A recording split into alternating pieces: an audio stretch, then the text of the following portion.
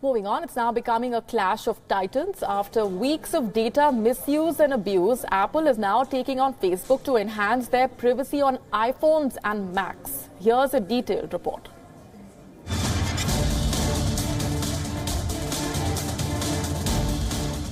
Facebook has failed to protect user privacy. By now, we all know how Facebook has been tracking you in every possible way, even through things as basic as the like and comment buttons. But there is now some relief for Apple users. The company has now announced a new feature for its iPhones and Macs. It aims to prevent the use of secret trackers, which means the new privacy feature will prevent Facebook from tracking users on Apple devices. But the question is, how does it work? Apple's new software will block the use of so-called cookies from Facebook like buttons that can follow people from one website to another. Apple's Senior Vice President of Software Engineering clearly says, "Turns out, like buttons and comment fields can be used to track you. So this year, we're shutting that down." Apple's release of the new privacy feature comes close on the heels of the Facebook data scandal that compromised user data of 87 million people.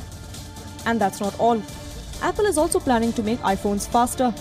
This feature will expand to phones as old as iPhone 6 and comes in the wake of the bad press that Apple drew last year for slowing down some older iPhones. For iOS 12, we are doubling down on performance.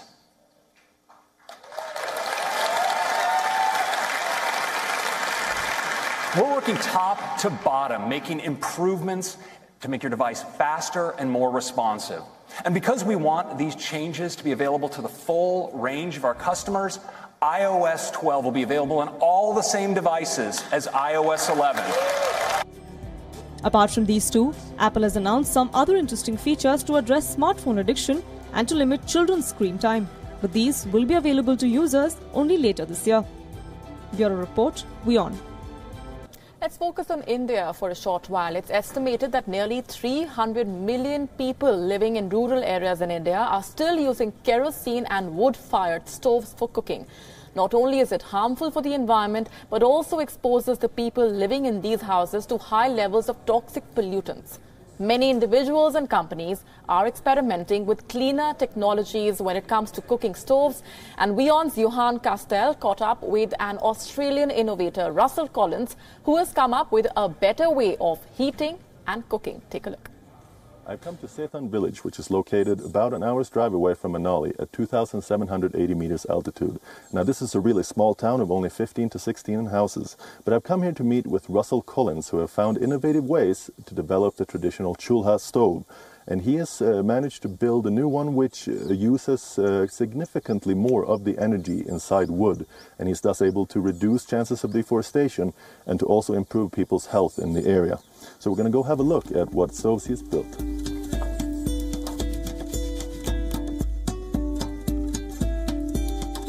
Hey, Russell. Hey, hi, Johan. Nice to meet you. Welcome. Yeah. So, what are they saying? That where there's smoke, there's fire, but where there's fire, there's not always smoke? Or? Exactly, yeah.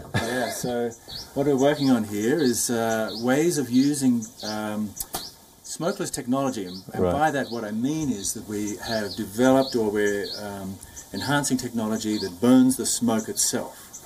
So, we have a fire, we make smoke, and then we burn the smoke. Right. Now, how do you accomplish doing that, basically? So the technology is open source. It's been around for a long time. It's called rocket stove technology. Okay. And we've just been innovating on two different ways of using that. One way where for cooking specifically, where we're just using clay. Right. And the idea is that we can teach people how to make their own smokeless cook stoves, Right. just using the materials that they can find in their own village, their own Right. backyard, in the fields. So we have clay, we have a bit of grass or bulsa, it's Right. called, and some kind of biomatter, Right. like sawdust or puffed grains, and we mix those three things together. Puffed grains, even you can even throw puffed in there. grains. Yeah, we've been using puffed rice, is really good. Wow. And this, because what happens is we mix it in the clay, Right. we fire it up, get it really hot, and those little things burn out. Right. And what you're left with is clay that insulates, because it's got little pockets of air in the clay. Right. And pockets of air is what makes insulation. Okay. And by insulating, it traps the heat, the heat increases to the point where the smoke burns. Okay. It's really simple. So there's like a switch there, and then you combust the smoke, and then you avoid getting the smoke as an exhaust from this. Exactly. So there's stove. two benefits. The first is, of course, we burn the smoke, which means that we get rid of it, so you're not breathing it, firstly. And then secondly, because it's an energy source, we're getting additional heat. So generally speaking, we can say we can halve the wood input or dung or whatever the biomass is. Right. We can halve it for the same amount of heat that they would normally get using a traditional chula. As you would probably know, household air pollution is a major problem in various parts of the world, and in particular in India.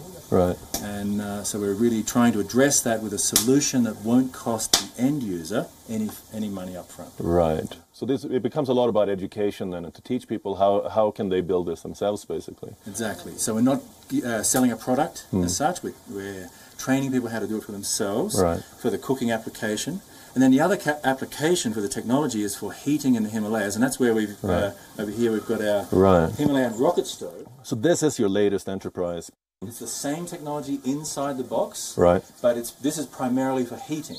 Ooh. So people put the wood in the front like a traditional bukari or a chula, Okay. and it burns. Yeah, you just open the door, and wood inside, it burns in the front section, and then it gets drawn into an insulated tube that's inside this box, and we're burning the smoke and trapping the heat. So we're trying to get the maximum amount of heat into the room by doing it inside this metal box. So that would be primarily for the Himalayas, where you're focusing on this, where it's really cold in the winter and it's for heating. Yeah. So in the Himalayas, where people are typically burning wood for 6 months of the year to stay warm, the idea is that with this device, they will use approximately half the amount of wood.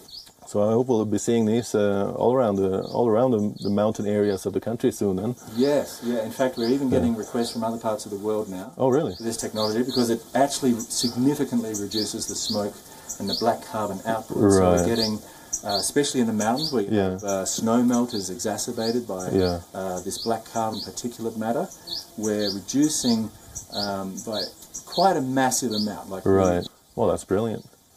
So let's go and have a look at a place where this thing has been put into someone's home and see how it looks like in action.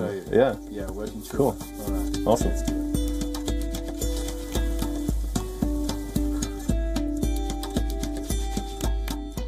So out of all the places you could try this, why did you decide to do it here in the middle of nowhere? Tenzin's from this village, so we had a natural connection here. Right. And just by chance, we found out that Seton has fantastic clay. So most places have some kind of clay, but Seton has like really good quality pottery clay. So these are two different stoves here. Now, what's the difference of the regular one and your stove? Right. So traditional chula here on the left, and as you can see, you just basically put wood in there, burn it, and all of the smoke just goes and hangs in the room. Right.